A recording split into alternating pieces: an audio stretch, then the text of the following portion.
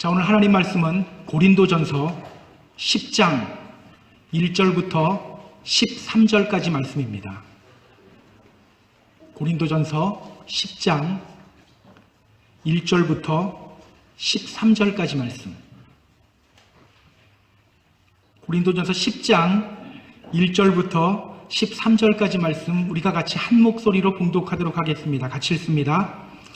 형제들아, 나는 너희가 알지 못하기를 원하지 아니하노니 우리 조상들이 다 구름 아래에 있고 바다 가운데로 지나며 모세에게 속하여 다 구름과 바다에서 세례를 받고 다 같은 신령한 음식을 먹으며 다 같은 신령한 음료를 마셨으니 이는 그들을 따르는 신령한 반석으로부터 마셨음에 그 반석은 곧 그리스도시라.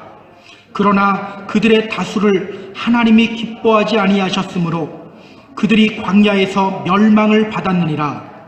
이러한 일은 우리의 본보기가 되어 우리로 하여금 그들이 악을 즐겨한 것 같이 즐겨하는 자가 되지 않게 하려 함이니, 그들 가운데 어떤 사람들과 같이 너희는 우상 숭배하는 자가 되지 말라. 기록된 바 백성이 앉아서 먹고 마시며 일어나서 뛰논다 함과 같으니라. 그들 중에 어떤 사람들이 음행하다가 하루에 23,000명이 죽었나니 우리는 그들과 같이 음행하지 말자. 그들 가운데 어떤 사람들이 주를 시험하다가 뱀에게 멸망하였나니 우리는 그들과 같이 시험하지 말자. 그들 가운데 어떤 사람들이 원망하다가 멸망시키는 자에게 멸망하였나니 너희는 그들과 같이 원망하지 말라. 그들에게 일어난 이런 일은 본보기가 되고 또한 말세를 만난 우리를 깨우치기 위하여 기록되었느니라. 그런즉 선줄로 생각하는 자는 넘어질까 조심하라. 사람이 감당할 시험 밖에는 너희가 당한 것이 없나니 오직 하나님은 미쁘사 너희가 감당하지 못할 시험당함을 허락하지 아니하시고 시험당할 즈음에 또한 피할 길을 내사 너희로 능히 감당하게 하시느니라. 아멘. 방심은 금물이다 라는 말이 있어요. 방심은 금물이다. 이 말이 무슨 뜻입니까? 방심. 이 방심이라는 말은요, 마음을 놓아버린 상태, 마음을 놓아버린 상태를 의미합니다. 그러니까 이 방심이라는 말은요, 언제나 긴장하면서 마음을 놓지 말라는 거예요. 언제나 긴장하며 마음을 놓지 말아라. 우리가 믿음 생활하면서 항상 기억해야 할 말입니다. 실제로 성경을 보면요, 하나님을 경험하고 가장 뜨거운 때에 바닥으로 떨어지는 경우들이 많이 있어요. 그 대표적인 경우가 엘리야 선지자입니다. 갈멜산에서 그는 하나님의 선지자로서 바알 선지자 450명, 아세라 선지자 400명, 총 850명과의 대결을 벌여요. 그리고 850대 1의 대결에서 승리를 거둡니다. 그런데 바로 그 뒤에 이어지는 장면이 있어요. 그렇게 하나님을 경험했던 그가 이세벨이 자신을 죽이려 한다는 소식을 듣고 두려워하며 광야로 도망가요. 그리고 로뎀나무 아래에 앉아서 하나님을 향하여 원망의 목소리를 높여요. 하나님, 저를 좀 죽여주세요. 우리로서는 이해할 수가 없는 장면이에요. 승리자의 모습이, 승리도 보통 승리가 아니잖아요. 굉장히 큰 승리잖아요. 근데 그 승리자의 모습이 한순간에 패배자의 모습으로 변해버리는 거예요. 이런 경우는요, 다윗에게서도 나와요. 엔게디 광야에서 그는 사울을 죽일 기회를 갖게 됩니다. 그러나 사울을 죽이지 않아요. 분명 사울은 자신을 죽이려고 했던 원수예요. 근데 그는 원수를 원수로 대하지 않아요. 그냥 하나님의 판단과 하나님의 심판하심에 맡깁니다. 그런데요, 그 바로 다음 장에는 이런 장면이 나와요. 자신을 죽이려고 하는 사울을 죽이지 않았잖아요. 그런데 나발이라는 사람이 자신을 무시하고 잔치 음식 나눠주지 않는다는 것을 이유로 다윗은 얼굴색이 변하고 나발의 집 모든 남자들을 다 죽이겠다고 하며 칼을 들어요. 물론 하나님이 막으셨지만 우리에게는 아주 낯선 다윗의 모습이에요. 이렇게 성경에는요, 승리자로 서자마자 패배자의 모습으로 전락했던 믿음의 사람들의 모습을 많이 보여주고 있어요. 이것이 의미하는 것이 뭘까요? 우리 인간이라는 존재가 그만큼 넘어지기 쉬운 존재라는 거예요. 우리 인간이라는 존재가 그만큼 넘어지기 쉬운 존재다. 우리는 늘 생각합니다. 나는 절대 무너지지 않아. 나는 절대 하나님 포기하지 않아. 내가 받은 은혜가 얼마나 큰데 하나님을 포기해? 절대 그럴 수는 없지. 그러나 그렇게 다짐하고 또 다짐해도 믿음이 무너지는 것은 한순간이라는 거예요. 그래서 오늘 성경은 우리에게 말합니다. 그런즉 선줄로 생각하는 자는 넘어질까 조심하라. 그런즉 선줄로 생각하는 자는 넘어질까 조심하라. 오늘 본문은요, 우리가 이 믿음의 길에서 넘어지지 않는 비결을 우리에게 자세히 알려주고 있어요. 이제 사순절도 중간을 넘어가고 있어요. 바로 이때에 넘어질까 조심하라는 그 바울의 외침을 듣고 넘어지지 않기를 결단하는 그런 시간을 함께 갖고자 합니다. 자, 그럼 본문으로 들어가 보도록 하겠습니다. 1절 볼게요. 자, 1절 우리 같이 읽어보겠습니다. 같이 읽습니다. 형제들아, 나는 너희가 알지 못하기를 원하지 아니하노니 우리 조상들이 다 구름 아래에 있고 바다 가운데로 지나며. 형제들아, 나는 너희가 알지 못하기를 원하지 아니하노니. 말이 많이 꼬았어도 이 말은 무슨 뜻인지 알겠죠? 우리가 반드시 알아야 할 것이 있다는 거예요. 그리고 오늘 바울은 말합니다. 우리 조상들이 다 구름 아래에 있고 바다 가운데로 지나며. 우리 조상들이 다 구름 아래에 있었고 바다 가운데로 지났다.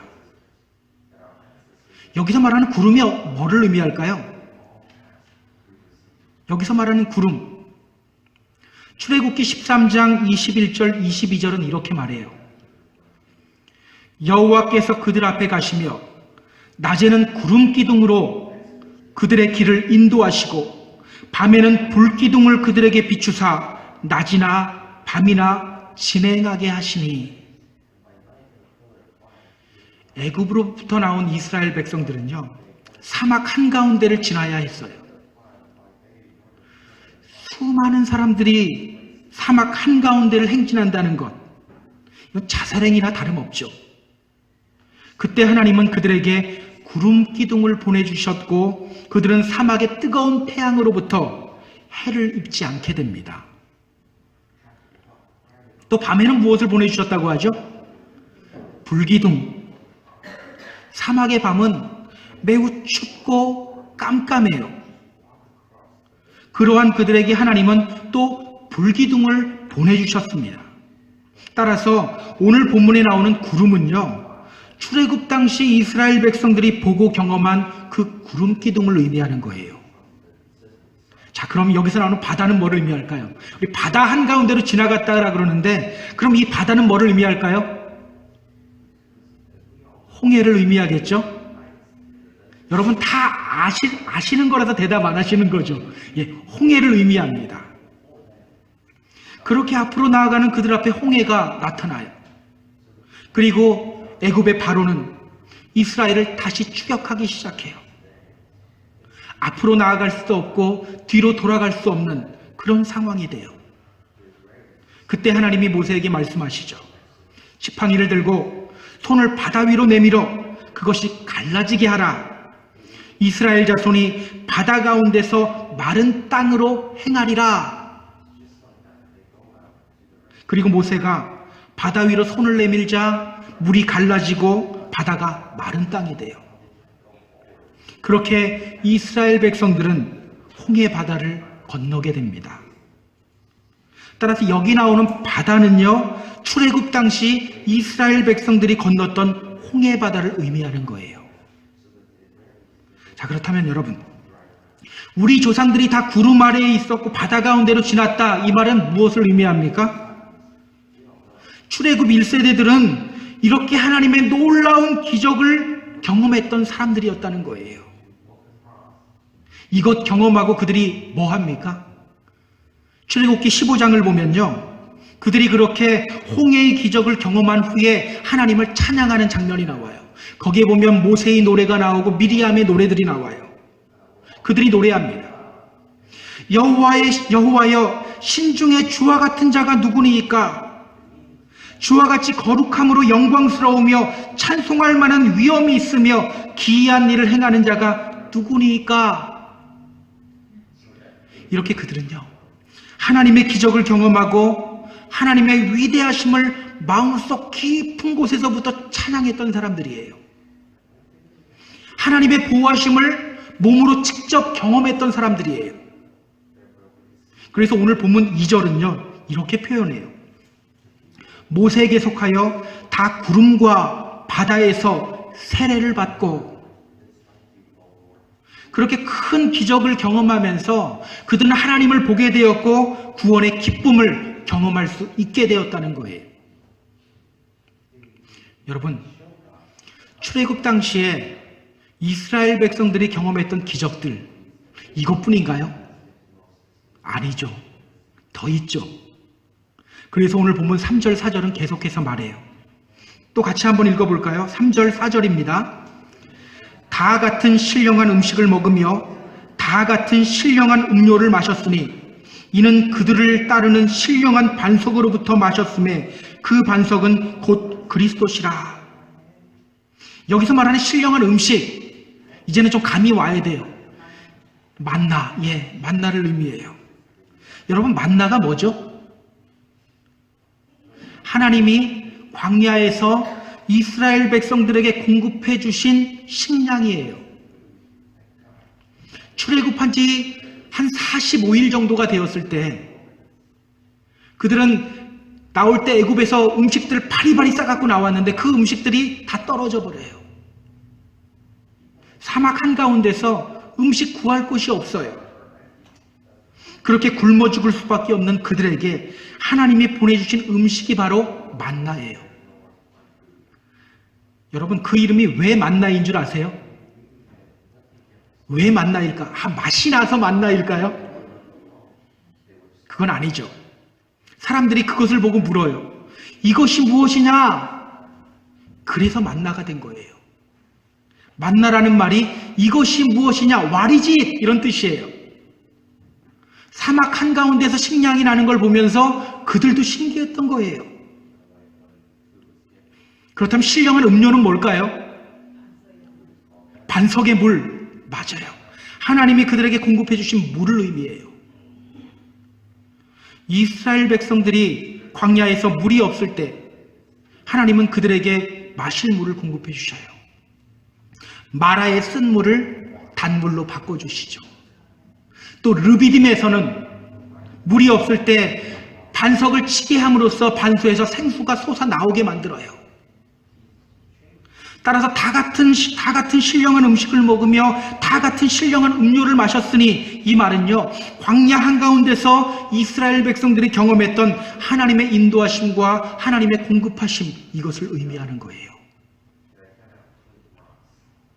이렇게 이스라엘 백성들은요, 하나님으로부터 엄청난 복을 경험했던 사람들이에요.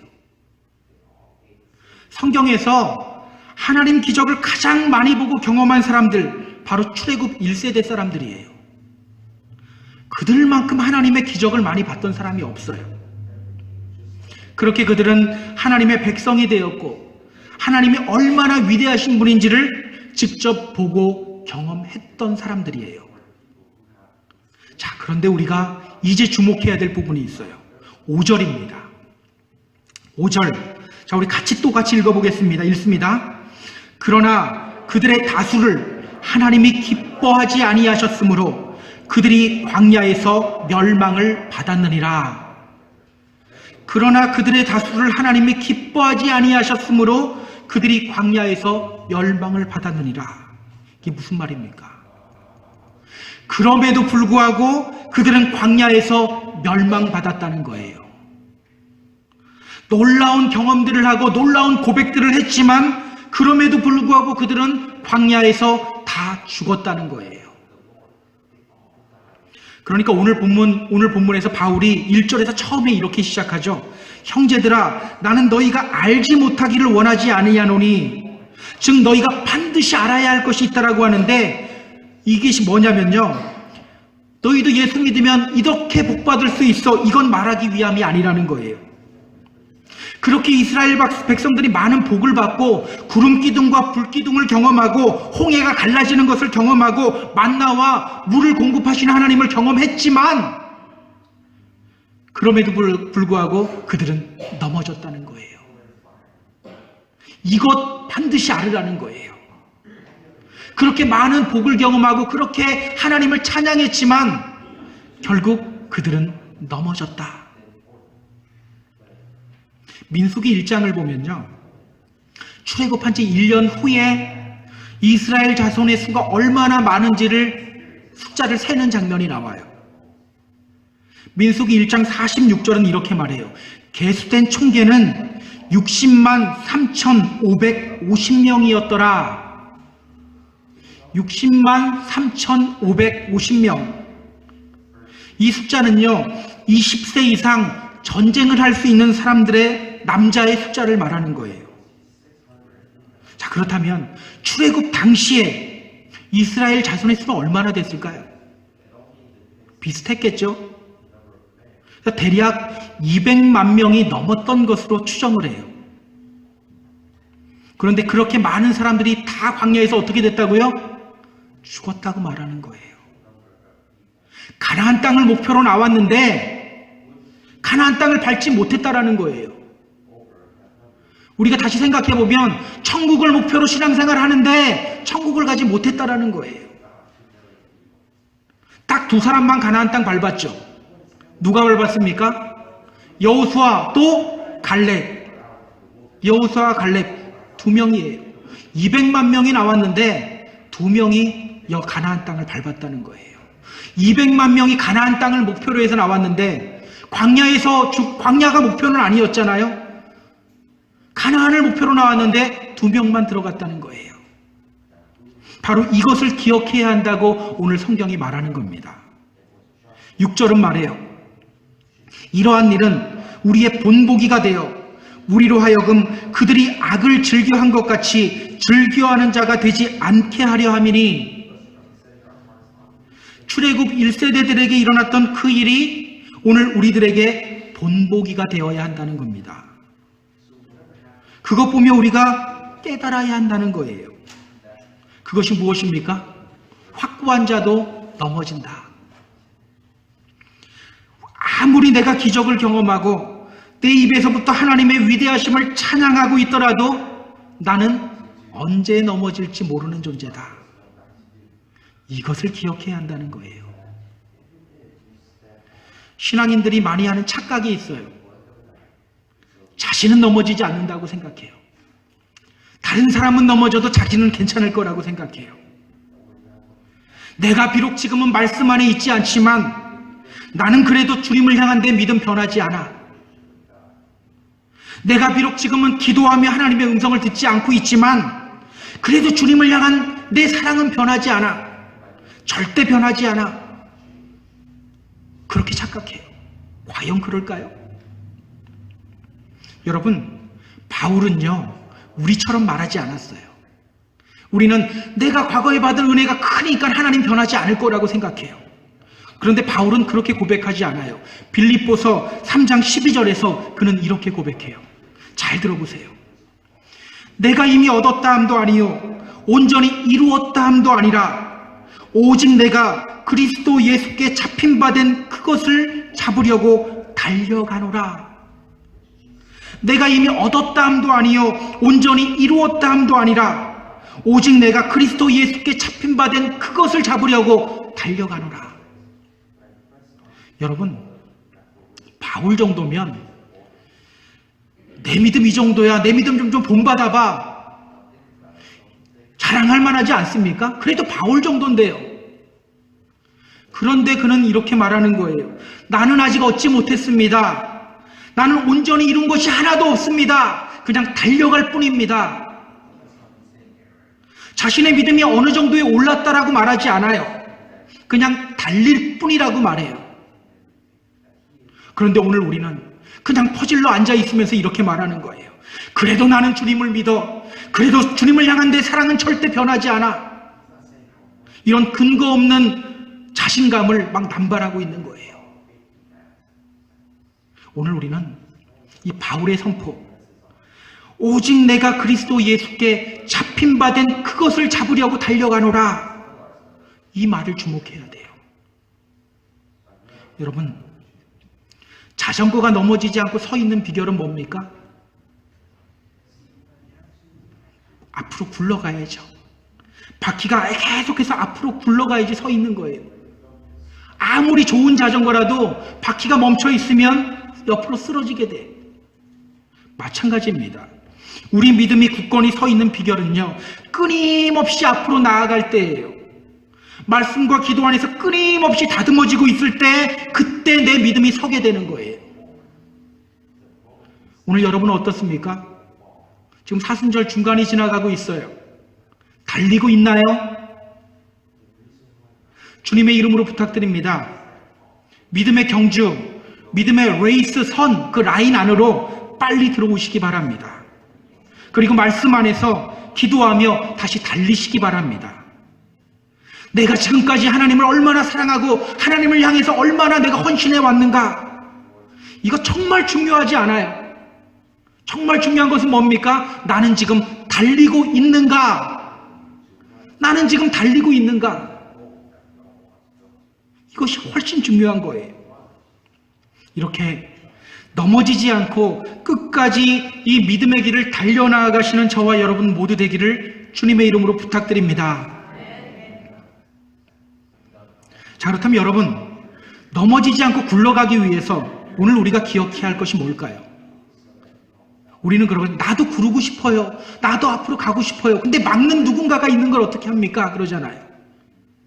넘어지지 않고 계속해서 굴러가기 위해서 우리가 기억해야 할 것, 이것이 뭘까? 오늘 바울은요, 우리가 앞으로 계속 굴러가며 넘어지지 않을 수 있는 그 비결을 오늘 본문을 통해서 우리에게 알려주고 있어요. 7절 볼까요? 그들 가운데 어떤 사람들과 같이 너희는 우상 숭배하는 자가 되지 말라. 기록된 바 백성이 앉아서 먹고 마시며 일어나서 뛰논다 함과 같으니라.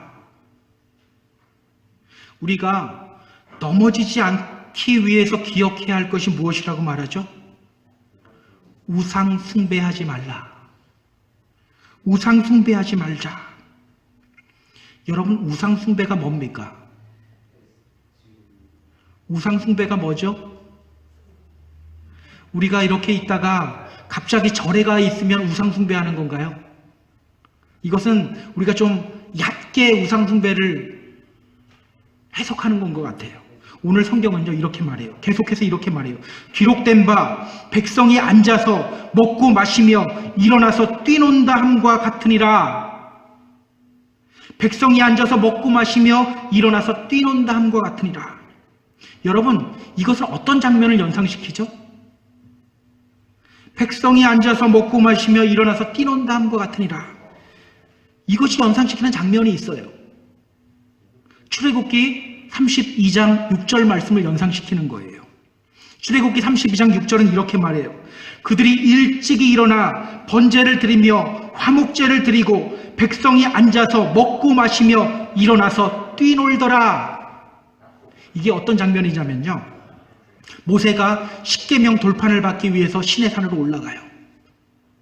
그리고 이스라엘 백성들은 산 아래에서 모세를 기다립니다.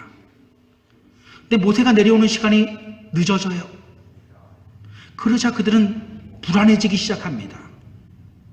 결국 그들은 금을 모아서 금송아지를 만들고 이것이 우리를 애굽 땅에서 인도하여 낸 우리의 신이다 라고 하면서 우상을 숭배하기 시작해요. 그렇게 모양은 다 하나님 예배드리는 모양이에요. 화목제 드리고 번제 드리고 그 다음에 뭐 하고 있습니까? 이제는 두려움을 떨쳐버리고 일어나서 뛰어놀며 있는 거예요. 바로 이 장면을 연상시키는 거예요. 그렇다면 여러분, 우상 숭배가 뭘까요? 우상 숭배는요, 하나님 없이 그저 먹고 마시고 뛰어노는 것, 이것이 바로 우상 숭배라는 거예요. 믿음의 사람들이 기뻐해야 될 때는 언제입니까? 하나님을 예배하고 하나님 경외할 때 기뻐해야 되는 거예요. 말씀 안에 거하면서 주님과 대화할 때 가장 기뻐해야 되는 거예요. 그런데 다른 기쁨 찾느라고 헤매는 것, 이것이 바로 우상 숭배라고 말하는 거예요. 여러분, 사실 오늘 우리는요, 우상 숭배 많이 해요. 안 하는 것 같으세요? 우리 정말 우상 숭배 많이 해요. 물질을 숭배하고요, 인간관계 숭배해요. 가장 큰 우상 숭배는 뭘까요? 나 자신 섬기는 거예요. 사실 많은 믿음의 사람들이 하나님 섬긴다고 하면서도 사실은 자기 자신 섬겨요. 예를 들어 볼까요? 내가 어떤 교회에서 큰 일을 했어요. 그때 누군가가 나에게 와서 이런 말을 해요. 이거 당신이 했어요? 야, 하나님의 은혜네요. 벌써 살짝 기분 나빠지지 않습니까? 그런데 또 다른 사람이 와서 말해요. 당신이 이 일을 했어요? 당신 정말 대단하네요. 그냥 기분 좋아지지 않습니까?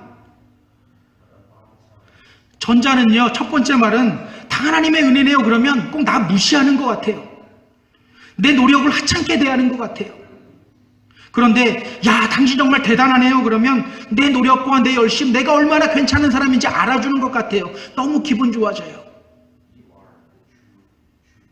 이렇게 실제로 우리는 주님을 믿는다고 하면서도요, 사실은 나 자신을 기쁘게 하는 삶을 살아가요.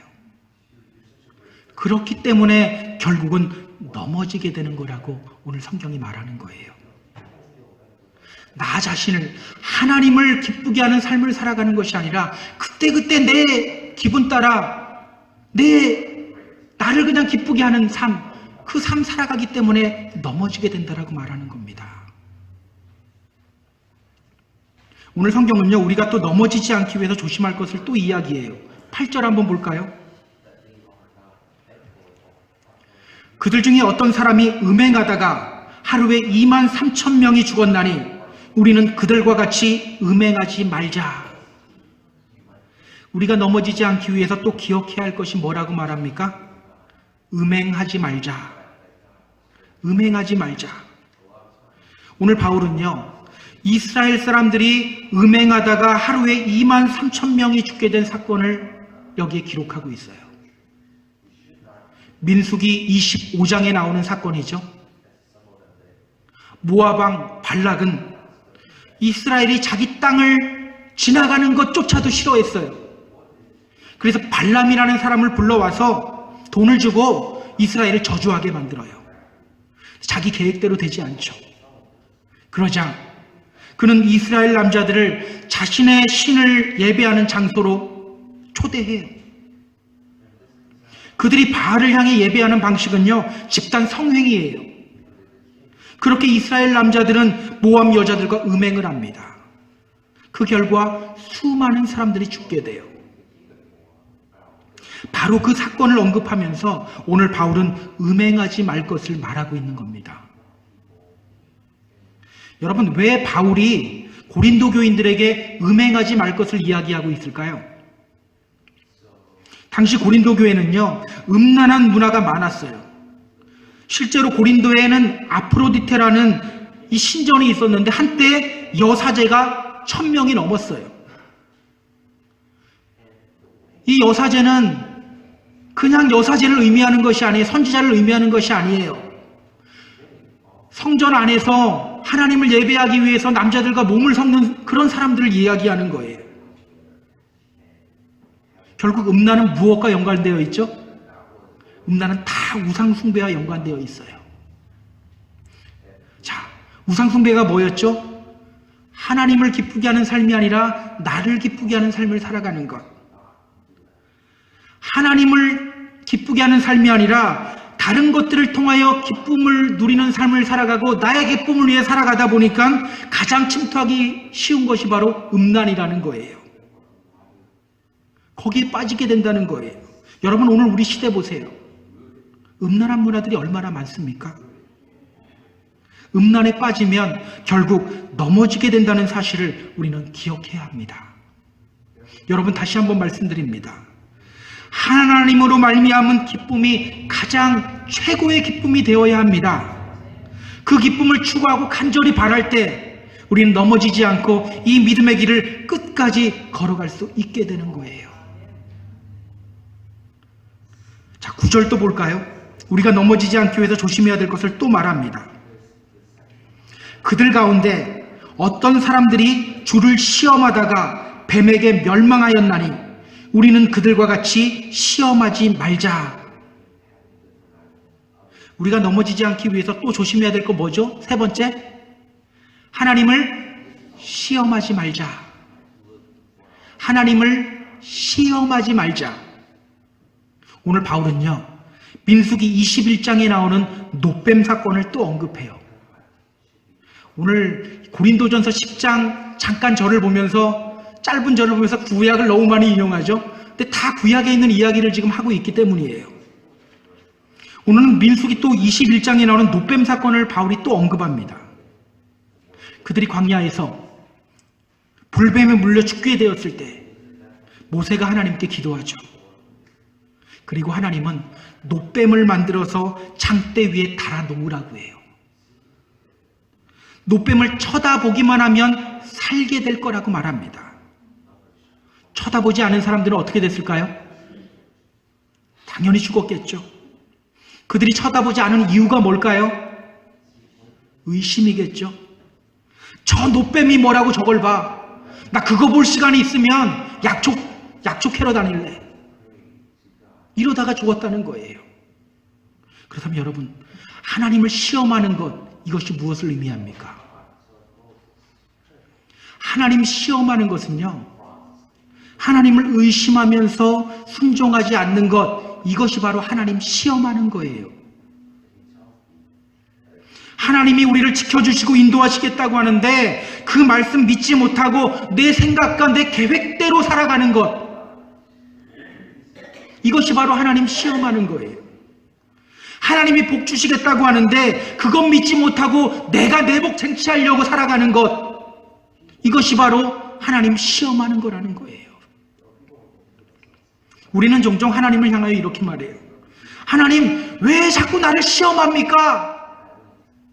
그런데 여러분, 사실은 우리가 하나님을 시험 더 많이 해요. 그거 아시죠? 우리는 왜 하나님 저를 시험합니까? 자기가 하나님 더 많이 시험하면서 우리는 그러잖아요. 끊임없이 의심하고 끊임없이 믿지 못해요. 겉으로는 믿는다고 하는데 실제로는 불신자의 모습으로 살아가요. 믿지 않는 사람의 모습으로 살아가요. 그렇다고 여러분, 나는 왜 그런 인간일까? 자책할 필요는 없어요. 우리 믿음의 조상 아브라함도 그랬잖아요. 하나님이 분명 아들 주시겠다고 했는데 그 말씀 믿지 못하고 여종 하갈을 통해서 이스마엘을 낳았어요.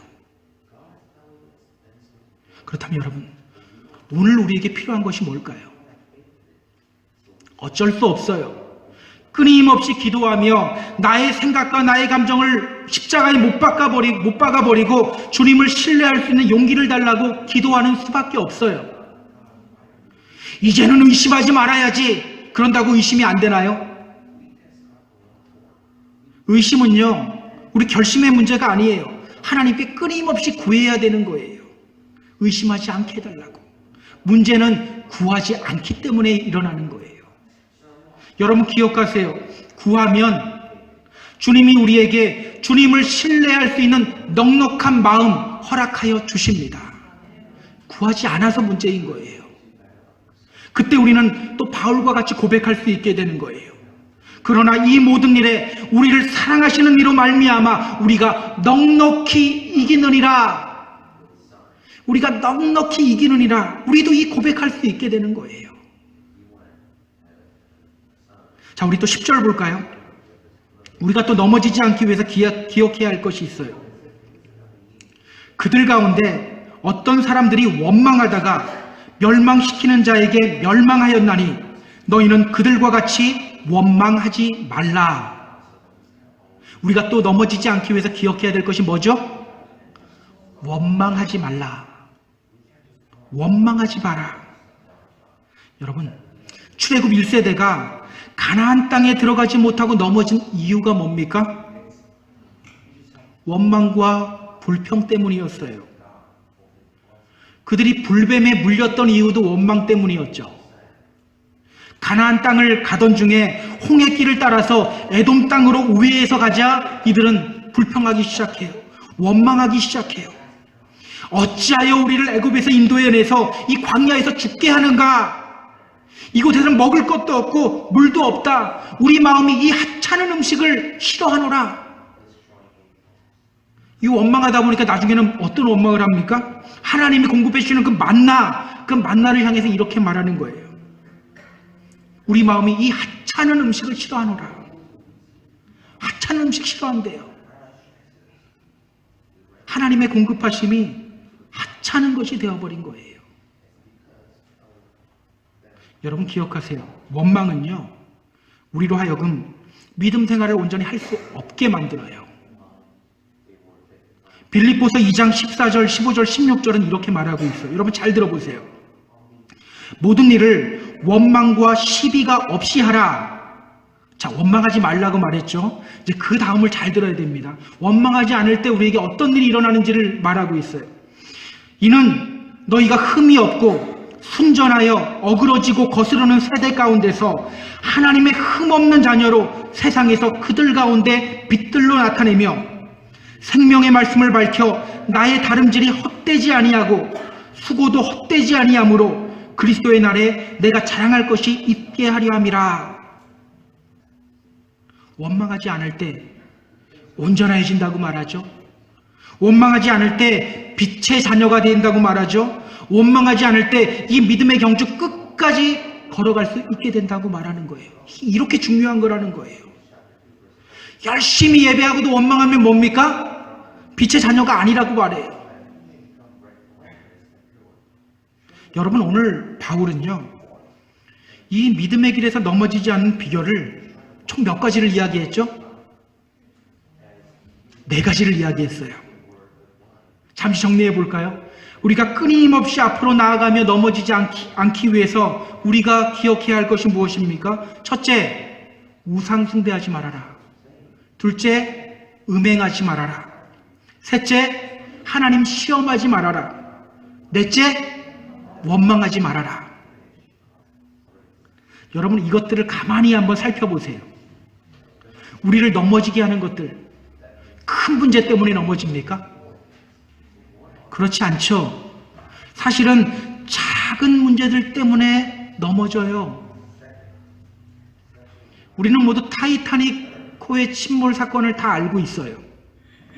1912년 4월 15일 영국에서 뉴욕으로 떠난 타이타닉호가 바다 한가운데서 침몰해요. 여러분, 이 배가 얼마나 튼튼한 배였는지 아세요? 당시 사람들은요, 이 배에 대해서 이렇게 말했어요. 하나님도 이 배를 침몰시킬 수 없다. 하나님도 이 배를 침몰시킬 수 없다고 말했어요. 그런데 항해를 시작한 지 딱 며칠 만에 빙산에 부딪혀 바다 한가운데서 침몰하게 됐어요. 배가 왜 침몰하게 됐을까요? 사람들은요, 이걸 갖고 여러 가지 주장을 했어요. 가장 사람들이 많이 믿었던 주장이 어떤 주장이었냐면, 금속은 온도가 낮을수록 약해지고 얼음은 얼을수록 더 강해지기 때문에 금속이 얼음에 부딪혔을 때 깨졌다라는 거예요. 그런데 여러분, 나중에 타이타닉 잔해를 분석한 결과 그것이 직접적인 침몰 원인이 아니었어요. 뉴욕 타임즈에서 나왔어요. 침몰의 직접적인 원인은 볼트와 리벳 조인트의 불량이었다는 거예요. 그러니까 당시에 불과 1불짜리 부품 불량 때문에 이 배가 서서히 가라앉게 됐다는 거예요. 여러분 기억하세요. 넘어짐은요, 한순간에 일어나지 않아요. 우리는 어느 날 갑자기 넘어진 것 같아요. 그 넘어짐은요, 갑자기 오게 된 것이 아니에요. 이런 대수롭지 않은 문제들이 쌓이고 쌓이면서 일어나게 되는 거예요. 이런 대수롭지 않은 문제들 하나 그냥 이 정도면 신앙생활하는데 지장 없지. 주님 믿고 주님 찬양하면서 원망은 해요. 이 정도 별거 아니잖아. 난 주님 사랑하는데. 그런데 그게 나중에 내 올무를 잡아서 나를 넘어뜨린다는 거예요. 여러분, 요즘 싱크홀 많이 발생하죠. 어느 날 갑자기 땅이 주저앉아 버리고 구멍이 뻥 뚫려요. 우리 눈에는 갑자기 발생하는 것처럼 보여요. 근데 이것이 갑자기 발생한 겁니까? 아니죠. 이미 보이지 않는 땅 밑에서부터 서서히 집안이 약해졌기 때문에 어느 순간 뻥 뚫어지는 거예요. 근데 우리가 볼 때는 뭡니까? 어느 순간 갑자기 뚫린 게 되는 거예요. 믿음의 길을 걷다가 갑자기 주저앉아 있는 사람들을 보면 우리는 이렇게 말해요. 저 사람이 정말 큰 일을 당했나 보구나. 얼마나 큰 상처를 받았으면 저렇게 주저앉아 있을까? 여러분 기억하세요. 큰 일 당했고 큰 상처 받았기 때문에 주저앉는 거 아니에요. 그것 때문에 넘어지는 거라면 욥은 하나님 저주하면서 자살했어야 됐어요. 내 안에 있는 우상숭배, 의심, 원망과 불평, 이런 작은 것들이 쌓이고 대수롭지 않게 여기다 보니까 어느 순간 넘어지게 되는 거예요. 여러분, 그래서 우리는요, 끊임없이 우상숭배와 싸워야 됩니다. 내 기쁨을 위해 살기보다는 하나님의 기쁨을 위해 살아가야 돼요. 하나님을 의심하지 않고 신뢰하며 원망과 불평이 나오려고 할 때마다 입을 닫아버려야 돼요. 그게 넘어지지 않는 비결이라고 말하는 거예요. 다행스러운 것은요, 하나님은 이미 우리에게 그런 시험들을 이겨낼 힘을 충분히 넉넉하게 주었다라는 거예요. 13절 볼까요? 13절 우리 다 같이 읽어보겠습니다. 사람이 감당할 시험 밖에는 너희가 당한 것이 없나니 오직 하나님은 미쁘사 너희가 감당하지 못할 시험 당함을 허락하지 아니하시고 시험 당할 즈음에 또한 피할 길을 내사 너희로 능히 감당하게 하시느니라. 아멘. 이 말씀 제가 더 설명하지 않아도 되잖아요. 하나님은 우리가 다 감당할 시험, 그 시험 주신다는 거예요. 하나님 왜 이 감당할 수 없는 시험을 주십니까? 감당할 수 없는 시험이 아니라는 거예요. 감당할 수 있는 시험이니까 하나님이 주신다는 거예요. 초대교인들은요, 박해가 다가올 때마다 서로 이렇게 말했다고 해요. 자, 은혜의 시간이 다시 돌아왔습니다. 은혜의 시간이 다시 돌아왔습니다. 여러분, 시험이 올 때, 괴롭고 고통스러운 일이 닥칠 때 이렇게 선포하시기 바랍니다. 은혜의 시간이 돌아왔다. 하나님이 아닌 자꾸 다른 것들이 먼저 눈에 들어올 때 이렇게 선포하시기 바랍니다. 은혜의 시간이 돌아왔다. 이제 싸워 이길 시간이다. 어려움 때문에 하나님 시험하고 싶고 원망하고 싶을 때 여러분 이렇게 선포하세요. 은혜의 시간이 돌아왔어. 승리함으로 말미암아 하나님의 기쁨이 되자. 그렇게 넘어지지 않고 이 믿음의 길을 끝까지 달려나아감으로써 하나님의 기쁨이 되는 저와 여러분, 그렇게 이 믿음의 경주를 끝까지 하게 되는 저와 여러분 모두 되기를 주님의 이름으로 축복합니다. 축복합니다. 자, 우리 찬양하며 나아갈게요. 날마다 숨쉬는 순간마다 내 앞에 어려운 일 보내. 주님 앞에 이 몸을 맡길 때 슬픔 없네, 두려움 없네. 우리가 이 찬양하면서 주님, 우리에게 오는 모든 시험들 이겨내겠습니다. 우리 함께 찬양하고 결단하며 나아갑니다. 날마다 숨쉬는 순간마다 내 앞에 어려운 일 보내 주님 앞에 이 몸을 맡길 때 슬픔 없네 두려움 없네 주님의 그 자비로운 손길 항상 좋은 것 주시도다 사랑스레 아픔과 기쁨을 수고와 평화와 안식을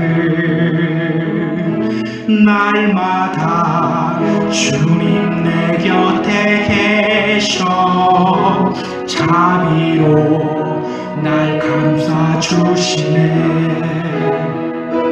주님 앞에 이 몸을 맡길 때 힘주시네 위로한 주네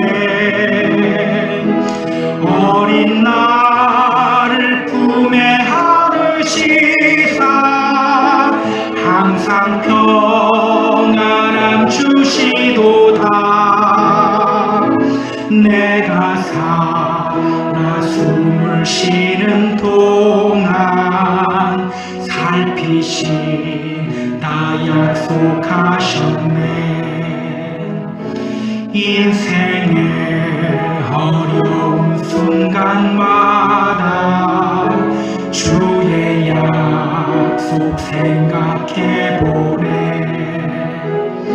주님 속에 믿음 잃지 않고 말씀 속에 위로를 주네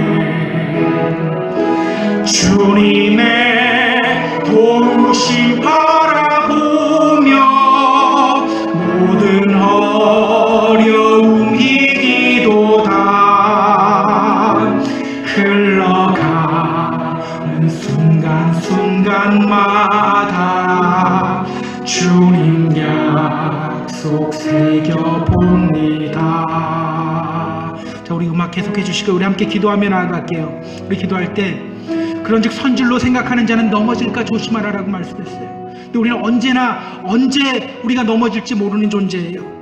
우리가 온전히 하나님만을 기쁘게 하는 그 자리로 나아감으로 말미암아 모든 의심들 버리고 원망들 버림으로 말미암아 넘어지지 않고 이 믿음의 길 끝까지 걸어가겠습니다. 우리가 결단하며 나아갔으면 좋겠습니다. 우리가 구를 때 끊임없이 앞으로 나아갈 때 우리는 넘어지지 않을 수 있어요. 우리가 넘어지지 않는 삶 살아가겠습니다. 우리가 함께 기도하며 결단하며 나아갑니다. 기도합니다. 오 하나님